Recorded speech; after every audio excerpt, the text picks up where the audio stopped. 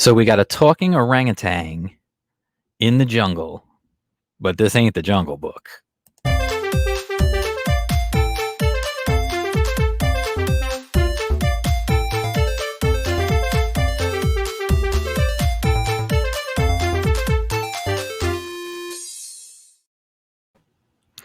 Hey everybody, Jam Creates here. Got another video for you guys. A review this time of another new comic. If you guys have been here before, been on the channel for a while, then you guys have seen my review of El Crudo issue 1. Today we're going to be reviewing El Crudo issue 3, Deal Breaker. If you're new to the channel, if you've never been here before, just make sure you hit that subscribe, hit the bell for notifications, give the thumbs up and all that good stuff. You know, the typical YouTube stuff. Anyway, this is El Crudo issue 3, or as they like to call it, episode 3, Deal Breaker. You guys may have seen I did a review for issue 1. I don't know if I ever reviewed issue 2. I don't think I did. That's kind of funny. That's weird. Anyway. Loved the first 2 issues of El Crudo, so you guys know that already.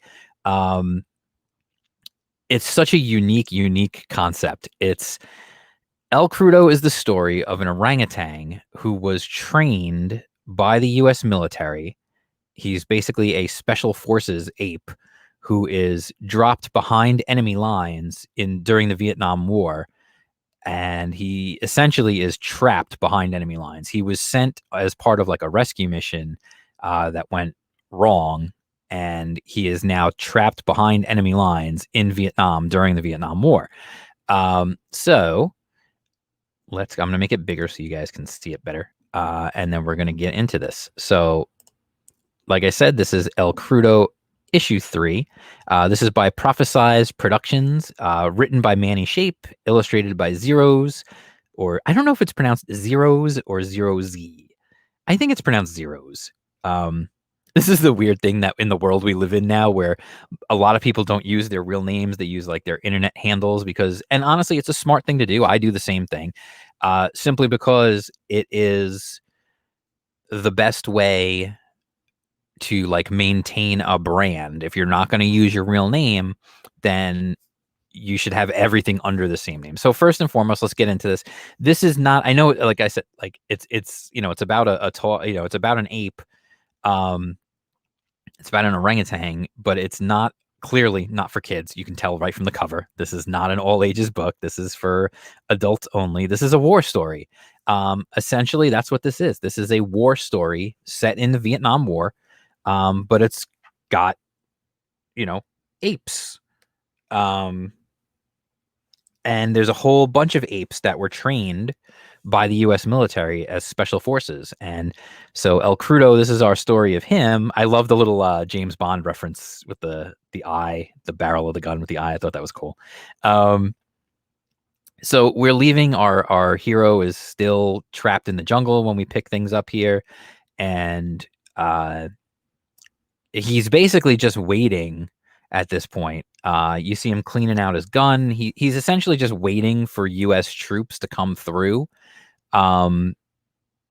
because he's stuck. He's on his own. He's got nowhere to go. He's by himself. So he's pretty much waiting for the US troops to come roaring through, which he just assumes that they're going to do, so that he can, meet back up with them and be back, with the good guys. So while we're going on, we still have this concurrent story that while he's in the jungle, we've also been following this group of Vietnamese, I guess they're Vietnamese military, Viet Cong, and we've got this guy here who is like their leader, and we've seen him before, and he's not a nice guy. Clearly, he's not a nice person. And he's got this monkey that's chained up in his hut, in his house, whatever you want to call it. And we get a reveal here that we didn't have before. We've seen him torturing this monkey, like for whatever reason, like he's just a sadistic SOB. And like we've seen him like putting cigarettes out on the monkey and stuff like that. And he's got it chained to the wall. but he found this discovery that when he pulled out this American flag out of this box, the monkey did everything it could, straining against the chains, straining against its weakened state, to salute, to stand at attention, and to salute the American flag. So,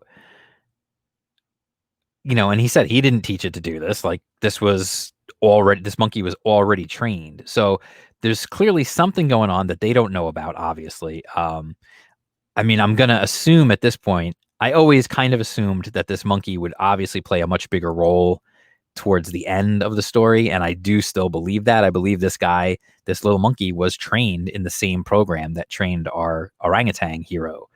So then we get essentially, he is asking about this farm. There's an opium farm nearby, and he wants to send more people to protect it. They've only got like 2 guards there, like 2 or 3 guards there. And so he orders a bunch of people to go back there and protect the farm because, obviously opium, was a big cash crop.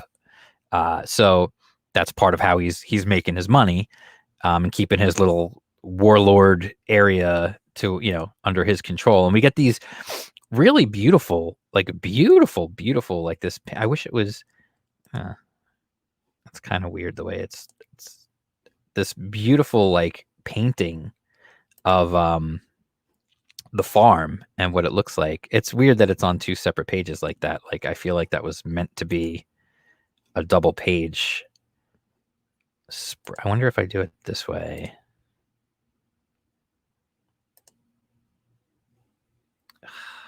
Hold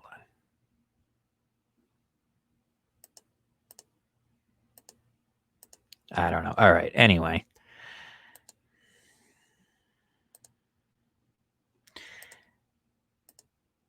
You get this beautiful painting of the farm, which is a little jarring because it doesn't really fit with the rest of the art, the way the rest of the art was done, but it's still really nice.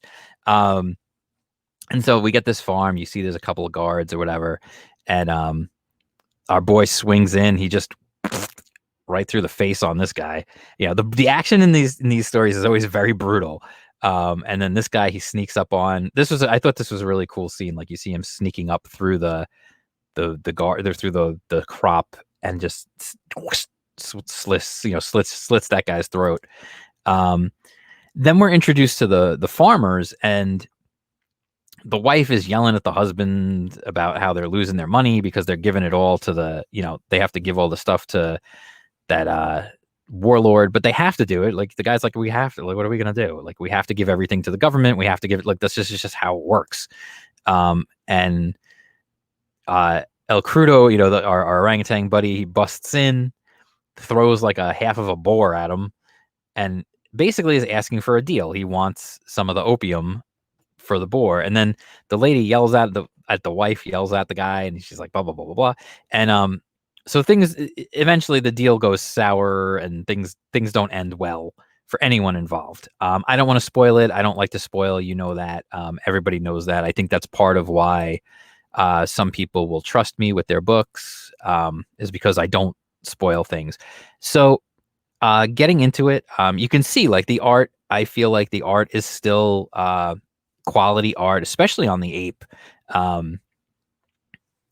It's a good solid story. It's got a good beginning, middle, and end. You could actually just pick up just this issue, read it alone, and you would be perfectly happy with a good self-contained story, which is really honestly hard to find these days in a single issue. So a lot of credit to the team here to put together a good solid story all in one issue. And then of course it fits with the larger scheme of things within the series. So like I said, this is issue 3.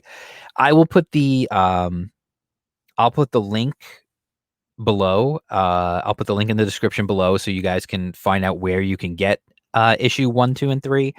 Issue 1, I believe, is still available for free on Tapas, so you could actually just go read it right now. And it won't cost you a dime to read the first one to see what you think of it and get into it. It's always brutal violence, and a good story and quality. good art, and that's a good comic right there. So I definitely would recommend El Crudo. I always have, and I will continue to recommend it. These are guys, these are not guys with like a big presence, really. These are not guys that are working through a publisher. They're publishing themselves. They're out there hustling every day. They're living the indie comics dream, if you will. Um, that you always see them on social media and trying to share and trying to get things and make things bigger. And that's why I'm always happy to feature stuff like that. If you're out there and you're busting your hump trying to make it happen for your comic, that's awesome. That's all we really ask of people is make a good comic and then stand behind it and promote it. And that's one of the reasons why I love indie comics is because these guys are doing this not because they're getting rich off it. They're doing it out of passion. They're doing it because they want to tell these stories. This is why they're doing this. You know, Anybody could go and just work for Marvel and just, crap out Spider-Man stories month after month. Everything's done for you already. And they don't even have to be good. People are going to buy it anyway just because of the name recognition. And even that's starting to fail.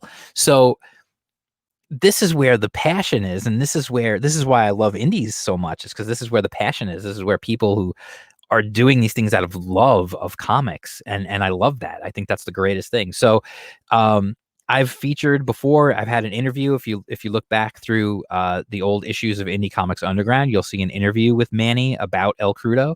I don't remember which issue it was in, but you could check that out. What is Indie Comics Underground? That is my free online zine dedicated to indie and crowdfunded comics. It is all about indies. That's what it's all about. Indie comics, crowdfunded comics, self-published comics, web comics. That's what it's all about. And if you go to indiecomics.underground.com, you can check out all the previous issues. So you could see that interview with Manny about El Crudo.